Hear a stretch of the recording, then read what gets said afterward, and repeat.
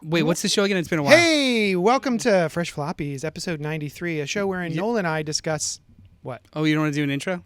Oh, the cold open. Yeah. Welcome.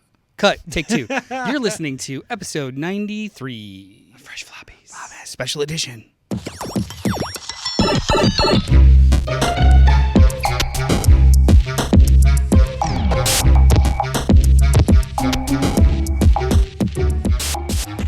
What's up to all our sidekicks and henchfolk out there in the Geek Nation? You're currently listening to Fresh Floppies. We're going to say it twice. 3 times, I guess. So Fresh Floppies is a show wherein Noel and I... Me. Say hi, Noel. Hey. We talk about some of the comic books, the Floppies, that come out this week, but without spoilers. However... Yeah. Why is this week special, JD? This week is special because of New Comic Book Day is going to be May 3rd, this upcoming Saturday. What is New Comic Book Day? It is a day Free Comic Book Day. A free comic book day is when your local comic shops buy comic books from publishers specifically to give to you for free.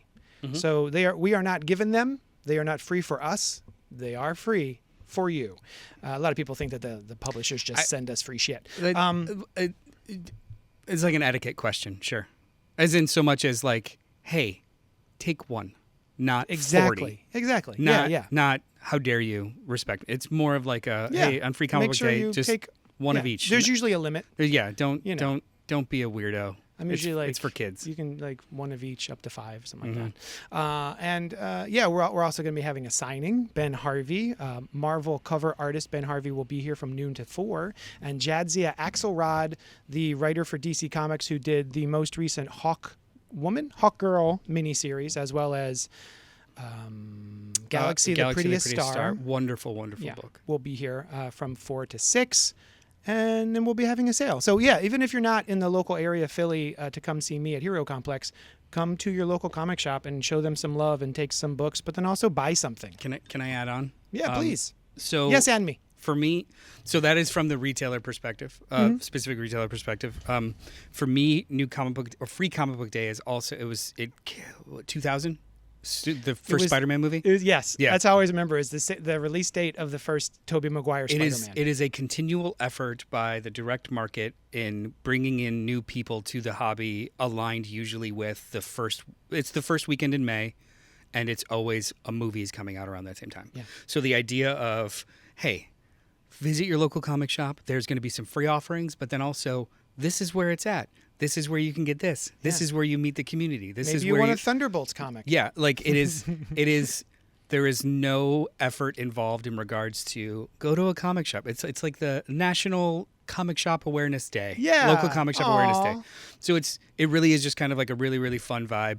Previous years, I have had the honor and wonder of like I'm gonna go visit like 5 shops, and you just like ping pong and visit these places you haven't been to before and meet the staff there. It's awesome. So if you're free Saturday, no matter where the hell you're living, find a local comic shop and go say hello. Yeah. Place is awesome. I love it. They always have sales too. So like, buy local. I think Skip we're gonna Amazon be doing, for a day. I think we're going to be doing buy one, get one half off. I love that. Everything. Let me scope out what I want now. Yeah. All right. So we're here to talk about free comic. Oh, so that's the other thing. Yeah. So these aforementioned comics that are coming out this Saturday, Noel and I took a handful of them and we already sort of read through them, and we're just going to discuss some of them today. And that's what we're doing. These are new books that are set up to be primers for ongoing series or series about to start. It's coming from all the publishers. So we are going to spoiler-free sample a bunch of these books for you guys and then come get them yourselves on Saturdays. Yeah. Let's start with Amazing Spider-Man. Oh, sorry. Free Comic Book Day presents Marvel's The Amazing Spider-Man / Ultimate Universe. Number one. Written by so many people. Joe Kelly, Cody Ziegler, and Dennis Camp, with art by John Romita Jr. and Jonas Scharf. Now, most of these books kind of function as anthology Johns. Because they'll be like half a prelude and half a prelude together. So this one is The Amazing Spider-Man and then an Ultimate Universe book. So what did you want to approach them separately? What did you think about the Amazing Spider-Man piece? It's cute. Yeah. Right? It gives you a sample of kind of what's happening. It gives you without, and I think in a pretty smooth way of like just like where we're at with Peter what just happened in the first issue of Amazing Spider-Man #1, and it picks up from there. And it's just a cute little date night that gets interrupted between him and Shay. Yeah. Who loves to cuddle during horror movies? Who doesn't? Right. Murderers. And also, you know what? Sociopaths. For the folks out there who see John Romita Jr., the guy who drew this book, this is good John Romita Jr. Yeah. This is excellent JR. I feel like that comes up all the time. George. Is it good JR, or is it bad JR? Or is it Rush Jar Jar? Yeah, somebody, I think on Reddit I saw somebody asking, and what is your answer? This is What's good. No. Oh. If I want to get into JR, what's a good J. Michael I could Straczynski's Amazing Spider-Man from the early aughts. specific, So good. a specific arc or anything? Just the first arc. Grab that. Yeah. It's awesome. That's solid JR. Although I will say I also have an affinity for his early 80s stuff when he was, because y'all, he's been on Amazing Spider-Man on and off for like 40 freaking years at this point. I think more than his father at this point, like more output than his dad. And his early work on Amazing Spider-Man around the time that Peter first proposed to Mary Jane, the black costume, all that sort of stuff, he was in there. And that's also really fun. He also did really great Punisher Warzone, that stuff. Like he used to draw in the same way that Jack Kirby drew everybody as big boxes. That was sort of his style there, but I just happen to prefer JR. I know this is blasphemy. That version to Kirby. I've never liked Kirby, but there's something about JR's boxy folks in the 80s that was so fun. My answer was Wolverine Enemy of the State. That's the first the Mark piece Miller. of modern kind of. So like I always liked him and was like, yeah, of course. But for some reason that breakneck story arc was the first time I was like, oh, I get it. Yeah. I actually get it. Yeah. Like, I don't know if other artists can like pull this, because like that book is incredibly violent, but his style isn't very violent in air quotes. Like it's not super visceral. It's just cartoony violence. Yeah. But then you juxtapose that with like blood and guts and bruises. It was just like, I think I get this. Like this is like, it's detached, but also still striking. Very good stuff. Yeah. But Anyway. yeah, this is good JR. Oh, so yeah, the first story is adorable. And the second story, so, all right, for anyone who doesn't know, the Ultimate Universe started in the year 2000, and it's so difficult to not do that Conan O'Brien thing. 2000. Well, I was going to do it and you keep talking. Oh, sorry. Yeah. No, well, keep that going. didn't happen. So, Keep going. no, don't do it. The Ultimate Universe came and went. It exploded, whatever, during When did Secret it start? Wars. The year 2000. Nope. 1999. To party like Which it's is 1999. right afterwards is the year 2. So the maker, who is a bad guy, he is the ultimate version of Reed Richards, who eventually just kind of goes bad. And he decides he's going to go back to the Ultimate Universe and mess everything up and create it in his likeness. And on his way back, he stops with Miles and is like, hey, bro, you're from this place. You're my brother from another universe. Do you want to come with me? And Miles is like, nah, I'm good. And this actually touches on that. Can I issue a subtle adjustment? Please. They don't return. He creates a new. This is not the old Ultimate Universe at all. That's been destroyed. He creates a new. It is. It's 16. It's 1616 or it's 1660, not 1616. Okay. Yeah. Right. What? You're looking at me like I'm a garbage. No, it was at the end of Secret Wars. Yes, it was sort of smushed. But even before he does this new Ultimate business, it was revealed that Ultimate Universe is still around. And destroyed. He go in the Venom run. He goes. Oh, and does he? Yes. Oh, in yeah, Venom. Yeah, oh, I'm Venom. not. Oh, yeah. I'm sorry. I'm way back in Secret Wars. In Venom, he goes and it's completely destroyed and like torn down and whatnot. So then he comes back, makes his plan, and then creates a new universe. Oh, see. I thought it was he went to the Ultimate Universe, used time in order to make sure that like Peter never got bit by a spider and stuff like that. Well, he goes to a new one to recreate things. Yeah. In his old universe to his liking. I did not. Because like Hickman actually creates different designation numbers. So like the Ultimate Universe that it was before is not. That's this one. Its own thing. This is in Ultimate Invasion, it gives different numbers. This is his version of how that should have gone, but it's a different universe. I did not catch that. Yeah. Thank you. Yeah, well, Nice. I wasn't being what's the word? Actually, it was more like a I have had people ask me, is this the same one kind of thing? And it's like, no, because of this. But he's making one For he wish he brevity's had. sake, kind of. he changes it, Yeah, I mean, it's a different world, right? Yeah. It's a completely different universe. Universe. It's just modeled after the one he wanted to make. Yes. Like it's a different number. Okay, cool. Weird. So yeah, comics. Anyway. Yeah. So this issue, this story is a prelude to the first Ultimate event in this new run. Incursion? Ultimate Spider-Man Incursion, which is going to be co-written by Dennis Camp, who is currently doing the Ultimates run, and Cody Ziegler, who is currently writing the Miles Morales book. Yeah. So in that first Ultimate book, there is a conversation, like you had mentioned, there's a conversation between the Maker and Miles Morales, the two surviving members of that previous Ultimate Universe that is no longer. Mm-hmm. He gives them an offer like, look, we're brothers. Yeah. And I'm going to go make this thing that's like our thing. I feel like I have to invite you. And he's like, nah, fam. Yeah. And then this rehashes that, kind of does a recap of all the things that have been happening to Miles over the last 2 years, which I've not been reading his book. It seems pretty wild. Yeah, there's been a lot going on.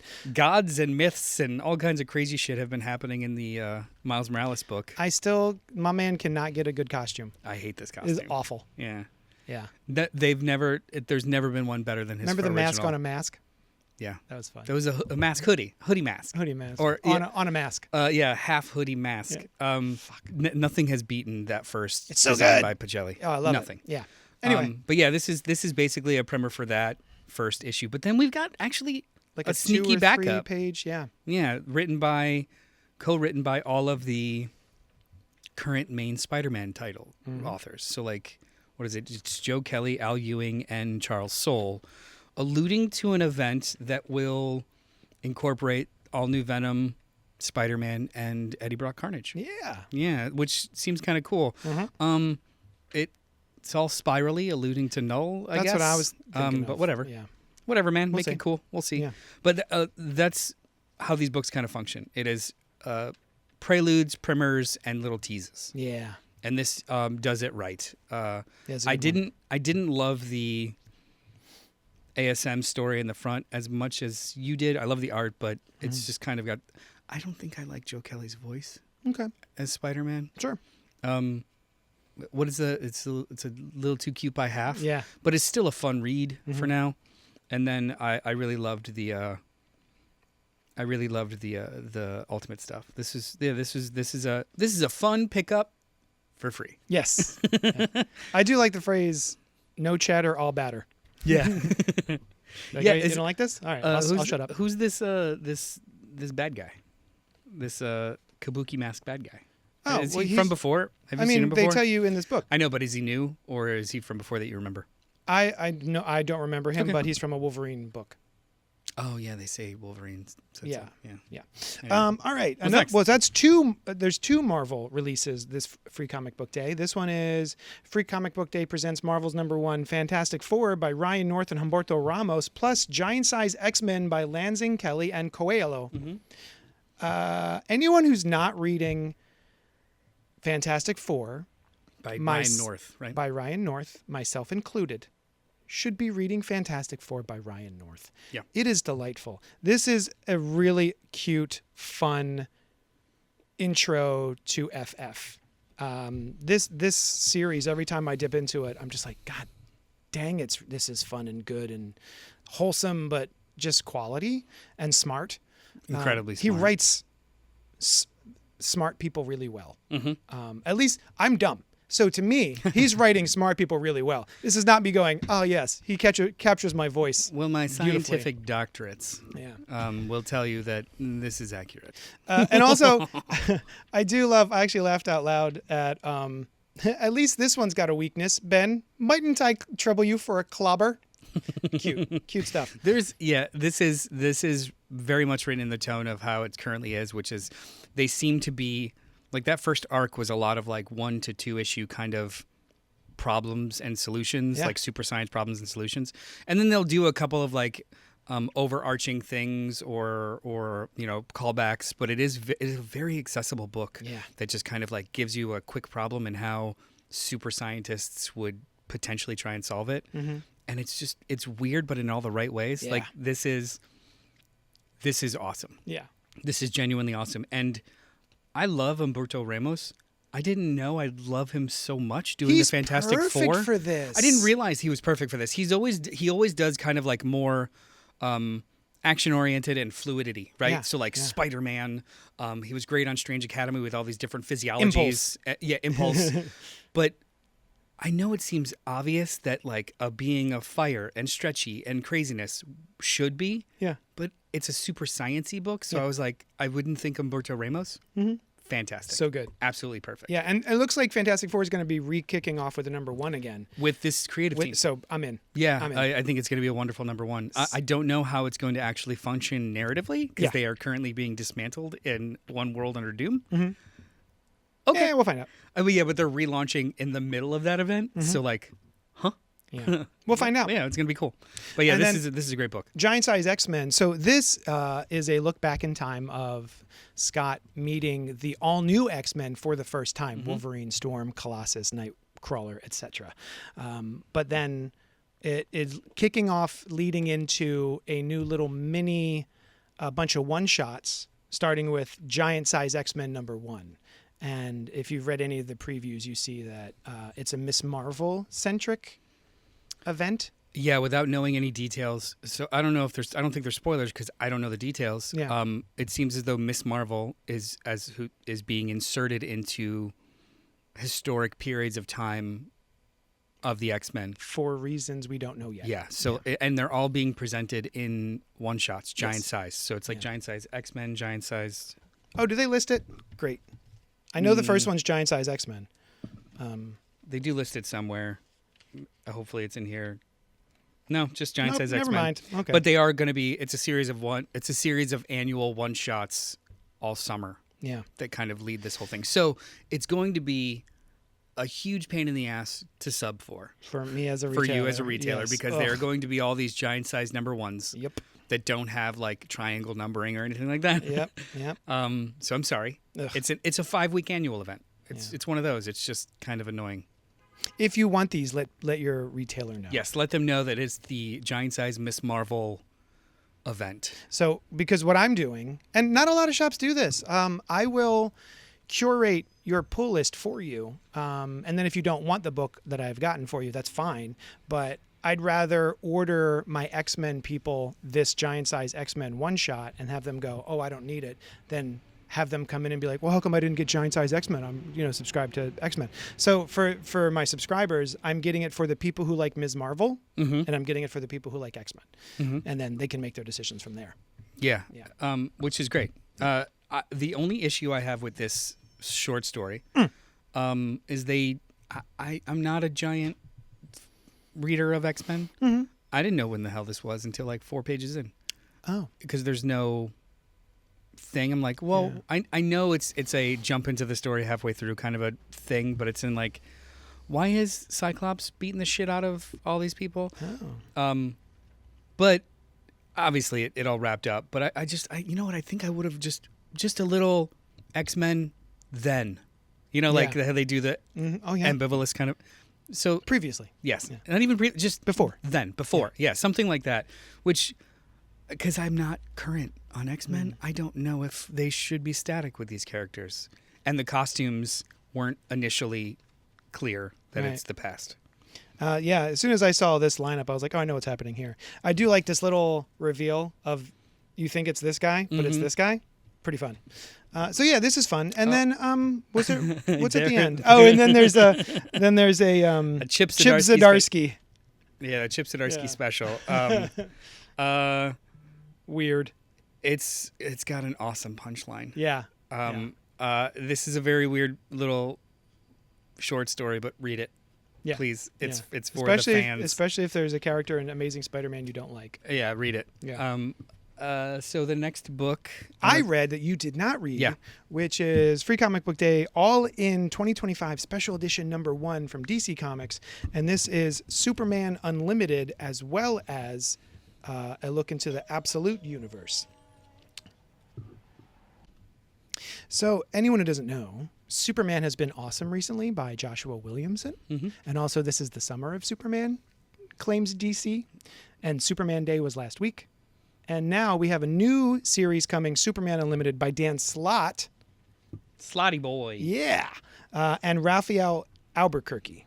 So this is a very brief look at Superman and how Dan Slott is going to be writing him and how Albuquerque is going to be drawing him. How's it feel?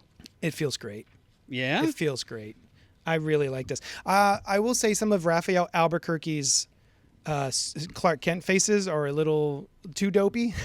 Well, he's got a lot. There's a lot of Albuquerque. The last Albuquerque I read was American Vampire. Yeah. And sometimes his concentration looks like constipation. Huck. Oh, that's the last thing you read? Huck. Yeah. So yeah, no, this is really fun. I wasn't sure how Dan Slott was going to handle Superman, and this is perfect Supermaning, I think. Cool. There's a whole little. There's an adorable little sequence with some girl playing music in a park that I just absolutely love. And so, yeah, if you're curious about how Dan Slott is going to be approaching the character, I say pick this up. He's a little wholesome boy. It's a cliffhanger, so you might need to. And then you flip it over, and you've got an absolute universe where we have a character I don't think we've seen until now, taking a look at all of the absolute heroes that have been popping up. And then there's a bit of a bridge. This character was revealed at the end of the first issue of Absolute Flash. Was he? I don't remember. But just quick, like it was a 1 year from now kind of thing. Gotcha. And they did show this character. But it looks like they're going to have significant importance going forward. Mm-hmm. And then, you know what? Good.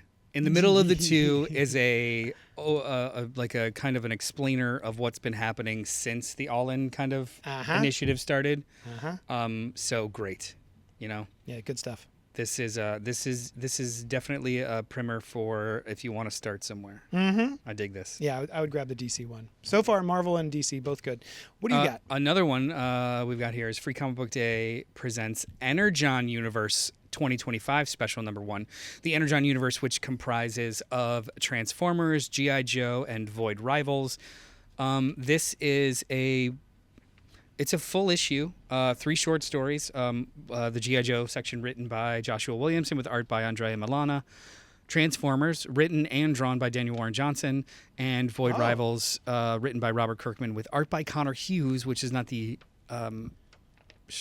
current artist of the book, but still, it's fine. Daniel Warren Johnson's back, baby. Yeah, it's I don't get too excited. Oh, too late. So this is it's a little less of a primer issue and a little bit more of a current status quo kind of thing. Yeah. You can jump in on this. It starts with the way that the frictions in this universe have kind of it's called the Energon Universe simply because every single one of these factions is either manipulating and or searching for or wondering about Energon. Yeah. Or just thinking about it. Cobra has figured out a way to create weapons with it. Transformers are looking to use it in order to eat and survive. And G.I. Joe is kind of caught in the middle trying to figure out who their actual allies and adversaries are. And that's all you need to know. And then the other book, Void Rivals, exists above all of them and kind of speaks to the historic nature of Cybertron and how it may be affiliated with these other races out in the galaxy. Right. So it's very interesting. It's kind of like 3-tier storytelling where all of the books kind of rely on each other, yet they don't touch each other narratively yet. So like the things that are happening in Void Rivals have humongous ramifications for the Transformers book eventually. Yeah. But currently it's more of a Transformers fighting Transformers kind of thing. So like this is a kind of book that speaks to coming up and subtle alliances. It also has the Daniel Warren Johnson piece in the middle is basically just a short story about a day on Cybertron that's cutesy. Perfect. Which is really sweet. Music based. Yeah. Fun. It's jazz. Yeah. Awesome. And it's amazing art, really, really fun short stories. This is a great Free Comic Book Day issue. Yeah. Just great. I haven't read it yet, but I'm excited. There are... Yeah, this is just great. You know, one of the things that I like about the Energon universe is that it explains something that didn't need explaining, but when I saw it, I was like, okay, that's pretty cool. So in G.I. Joe, I don't think it's a big spoiler, the Cobra had regular guns. Mm-hmm. And you find out eventually that they're able to use Energon to create laser guns. And that's why G.I. Joe, or in the G.I. Joe cartoon, they have lasers instead of actual guns with bullets. It's like that's a fun little thing. The only thing that I don't even know if it bothers me about these books, it's just it keeps creating this sense of confusion, is the timeline of events in regards to the Transformers. Because invariably every 3 or 4 issues they'll talk about millennia ago, or I've been sleeping for 1,000,000 years, or this or that. But there's no actual kind of like timeline of events that makes sense, or if it's not being shown.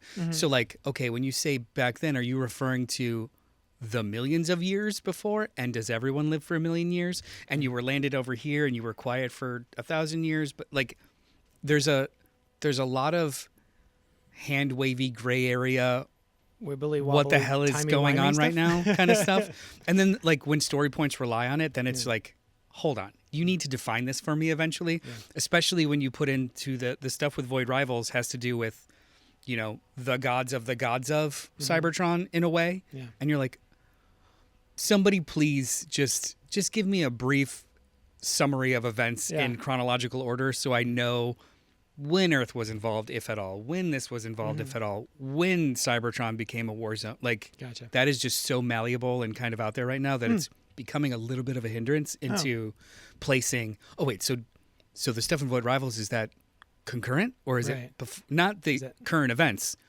When they're referring to an event that happened in the past, is it before or after this? Is it previously then? Are they on Earth right now? Like, it's a little too wishy-washy, and I just want them to clear it a little bit. Sure, just a little bit. Sure. Yeah. All right. And then I grabbed Free Comic Book Day from Viz Entertainment, story and art by Takiro Hakazano, and this is Kagurabachi.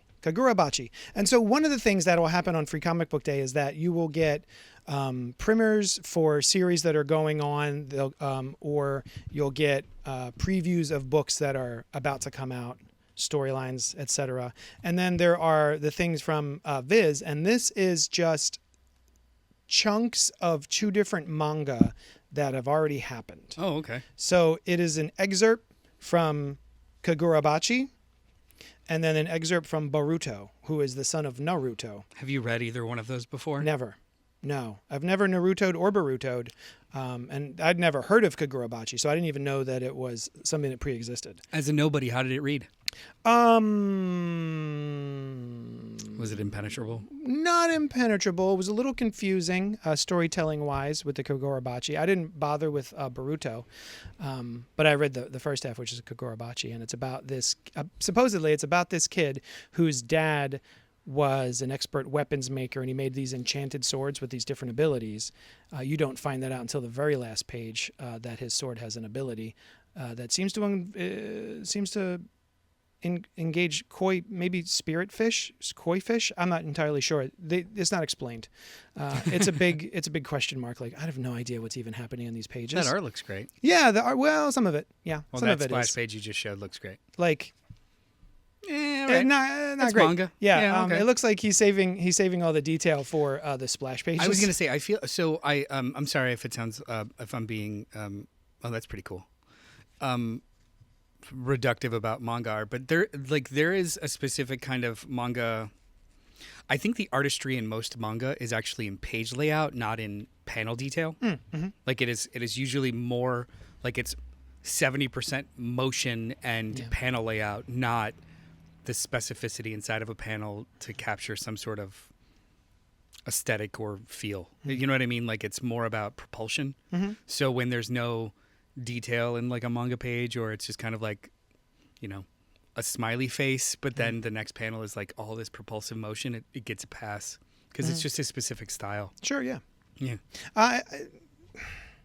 It didn't grab me. No. Yeah, I was looking for like a manga. Maybe I'll try a new manga, and this one didn't grab me.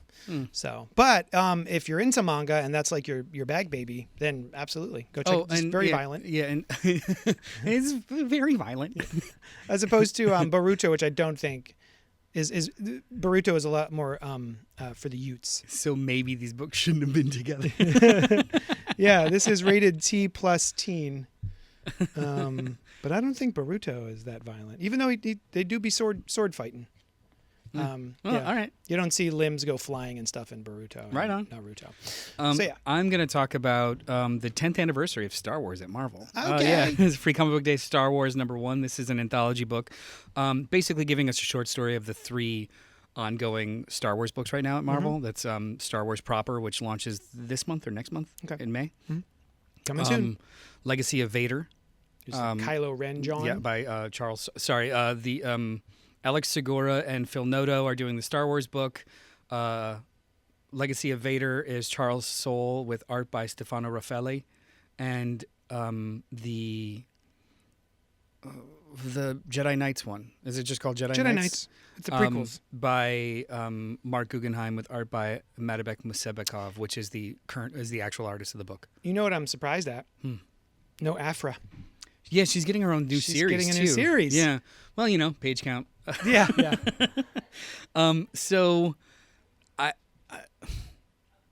going to be critical about this. This is a free comic, and there is more good than bad in here.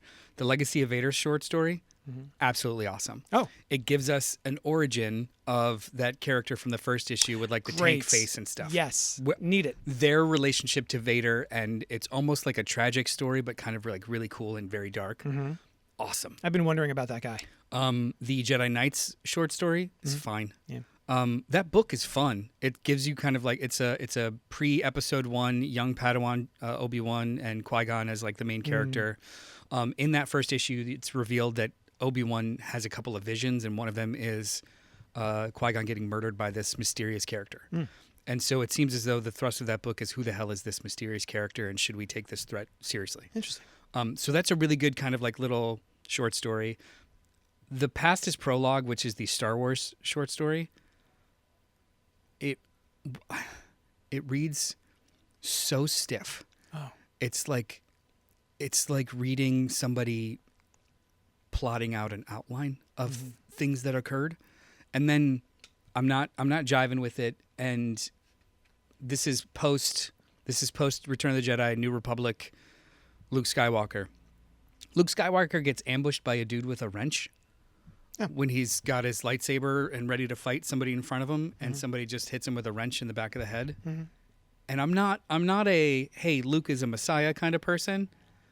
That seems like something Force sensitive Luke Skywalker maybe could have avoided getting hit in the back of the head to facilitate just the introduction of another character. Interesting. Like it's reading like the plot matters more than the characters and how they would react. It's oddly detached. I want you to read it. Yeah. Because like it's given a weird vibe, and I don't know how to. And it's the same vibe that I was getting when we sampled those first 2 or 3 issues of the Battle of Jakku. It's like you're going through a list, but even though I know these characters, I am not invested in what they're doing right now. Yeah.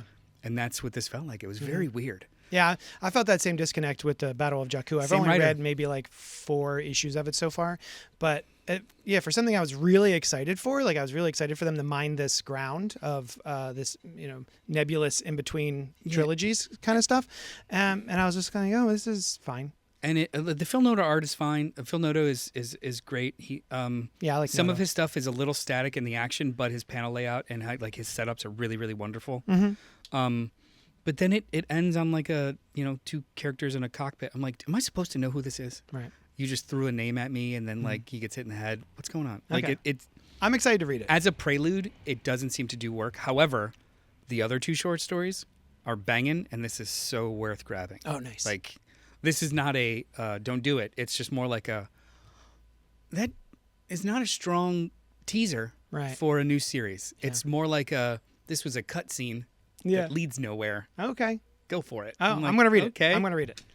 What else you got there? Oh, you want me to go? Just go. Godzilla New Heroes. Free Comic Book Day. This is IDW's new relaunch of a shared Godzilla universe in comic books. There's a lot of Godzilla going on right now, brother. There's tons of Godzilla one shots and all kinds of stuff. It's the 70th anniversary, and I do find it wild that there is Marvel Godzilla work going on right now and IDW Godzilla stuff, and the twixt between them, and also DC. That's right. Godzilla versus Kong versus the Justice League 2 is coming out. Toho and Legendary are sluts. Yeah. they get around. Yeah. But all of them are their own separate things. So it kind of speaks to the malleability of the IP. This is IDW seems to be trying to launch a shared comic book universe in Godzilla space. So we get 3 short stories of 3 of the series that they're launching. The first one is Godzilla Proper, written by Tim Seeley with art by Nikola Semenska. It basically introduces G-Force, which is like a superheroes in the Godzilla universe and how they're going to fight kaiju. Oh, okay. It's cutesy. It's very Tim Seeley. Tim Seeley, the dude that is responsible for Hack Slash, kind of taking a trope of slashers and then creating kind of a story of the final girl around it and playing with the tropes. This is very much the same thing in regards to the tropes of kaiju and kind of like the things around it, and like what if we create, a monster G-force to fight kaiju? Yeah, fun. So it's silly but kind of fun. Yeah. And then the second story is Godzilla Escape from Dead Zone, written by Ethan Parker and Griffin Sheridan with art by Pablo Tunisia, who they did Kill Your Darlings. Oh, okay. And that is it's just like people in the wastelands, mutants and stuff in the wastelands, and there's really no story. It's just kind of like, hey, the stuff's happening here. It's very weird. And then Starship Godzilla. What? Which is written by Chris Goach with art by Olivier Ono. Some people, I don't know who they are yet, took a derelict Mechagodzilla, turned it into a starship, and are now traveling the cosmos and getting into trouble. Which is kind of funny. That is. And these are all existing in the same universe. They just kind of handle different factions of the Godzilla universe. So this is, as a primer goes, this is kind of pretty fun.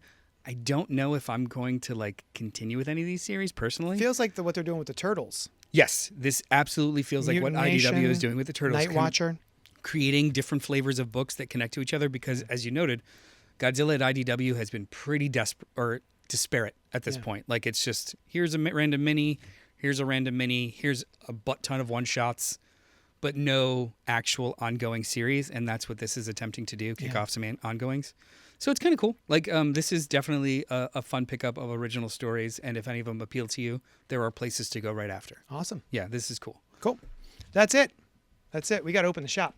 There are a bunch of books coming out this Saturday, including Blood Type. If you like the EC horror relaunch that's been going on, there is a new EC book coming out called Blood Type.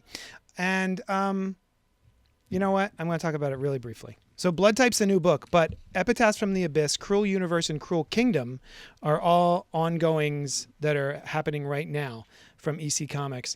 And there's one in the middle of this Free Comic Book Day at the Cruel Universe called The Champion by Matt Kint and art by Kano. This was awesome.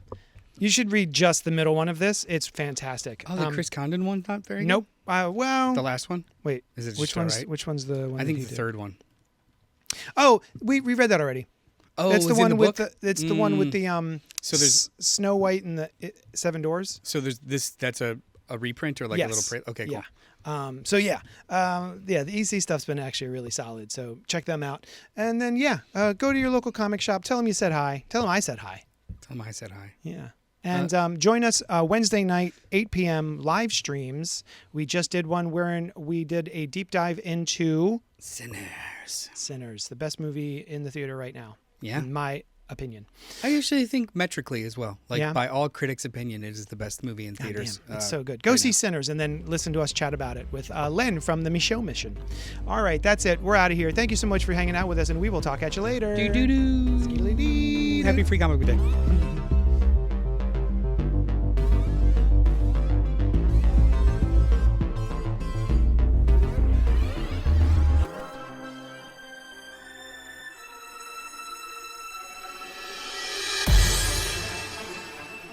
Thank you for listening to the Cult Pop Network, home to podcasts, live shows, and a whole lot of fun stuff for every flavor of fan. Follow us wherever you find your favorite podcasts, and be sure to join us live every Wednesday night at youtube.com/CultPopGo at 8 p.m. Eastern. While you're there, be sure to subscribe to the channel and hit the bell icon so you'll know when we drop new Thunder Rounds and episodes of Fresh Floppies, a spoiler-free show about single-issue comics released each week. Until then, we'll talk at you later.